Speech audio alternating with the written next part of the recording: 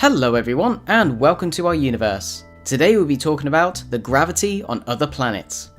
So gravity is a very fundamental force in physics, and it's one that we take for granted on the planet Earth. But it's something that we just generally don't think about. We think that gravity is pretty much constant everywhere in the universe. Having only lived on one planet, humans are pretty much used to the Earth's environment.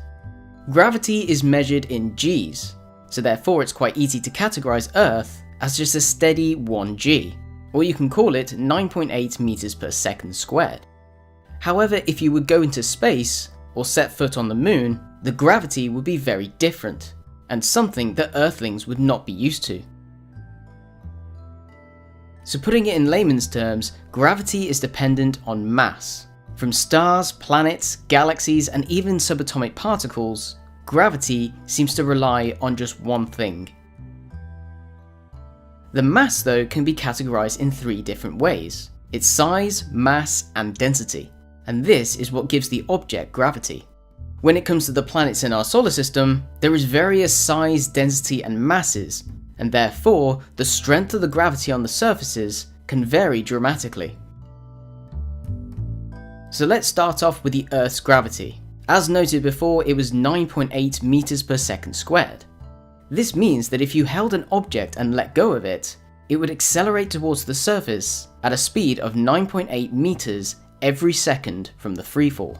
This is a standard measurement to know the gravitational pull of a planet, and we express this in what's known as a single G.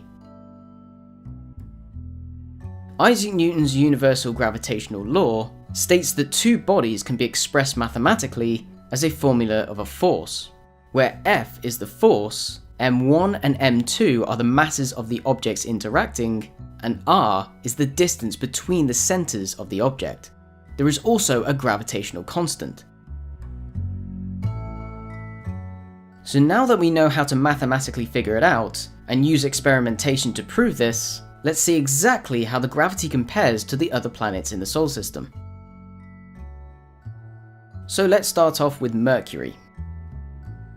It has a mean radius of 2,440 kilometers and has a mass of 3.3 times 10 to the 23 kilograms. Mercury is only around about a third of the size of Earth.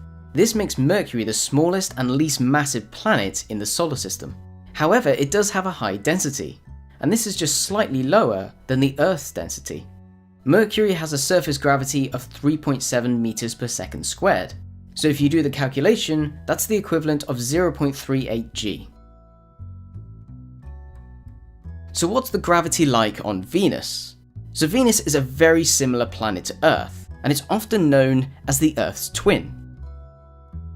Venus has a radius of just over 6,000 kilometers, and has a mass of 4.87 times 10 to the 24 kilograms.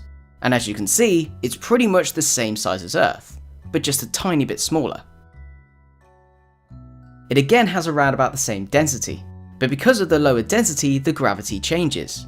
This comes out at 8.87 meters per second squared. This means that the gravity on Venus is just lower than Earth's, at 0.91 g. So what's the gravity on the Moon?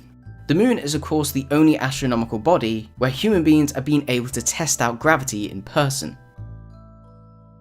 So the Moon is a very small object, at around 1700 kilometers in radius. Its mass is 7.35 times 10 to the 22 kilograms, and of course it's only about the size of the United States.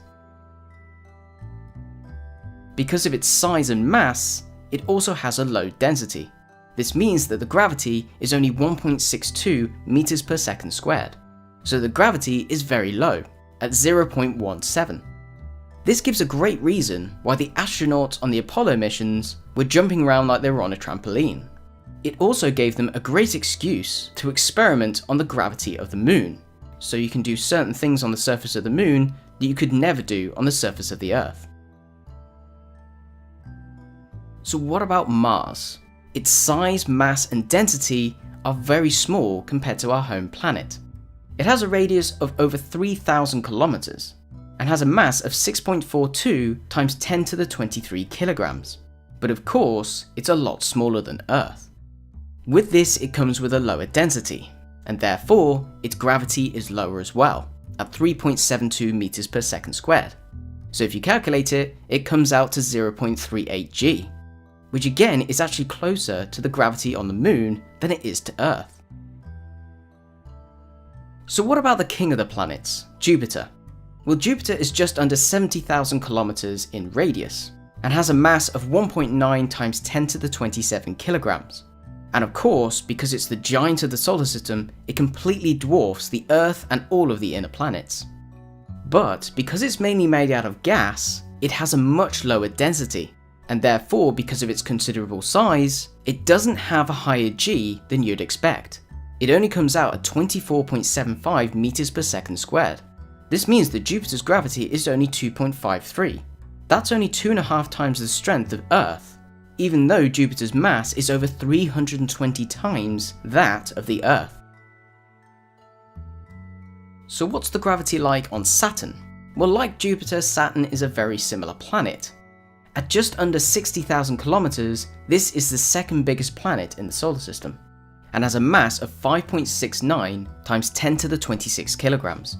And of course it dwarfs all of the inner planets put together. But again it falls short like Jupiter because of its composition. This means that its gravity is only 10.44 meters per second squared. And surprisingly, it has near enough the same g as Earth does at 1.07. So now we come to the outer solar system. This is the realm of the icy giants. So let's start with Uranus, or Uranus, whichever one you fancy. Uranus is the third largest planet in the solar system, at just over 25,000 kilometers. It has a mass of 8.68 times 10 to the 25 kilograms, and of course it's just over 4 times the size of Earth, so again this is still a very large planet. But like the other gas giant, Uranus falls short on density, so this means that it's only 8.69 meters per second squared, so therefore it comes out at lower than 1 g, at 0.87. And finally we come to the furthest planet from the Sun, Neptune. Sorry about that, Pluto. Neptune is just under 25,000 kilometers, making it the fourth largest planet.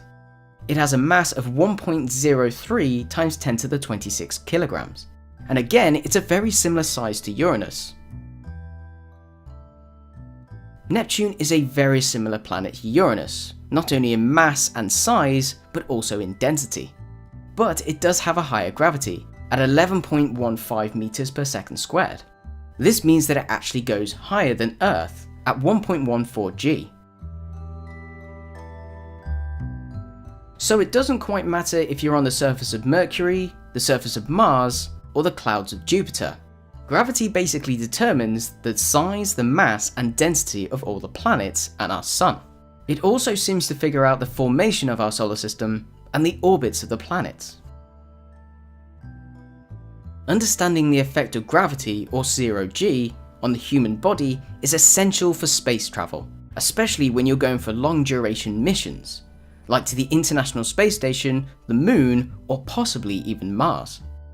Knowing how strong the gravity is on other planets could help us understand more about gravity itself, because understanding the gravity of a planet basically relies on 3 things: its mass, its size, and its density.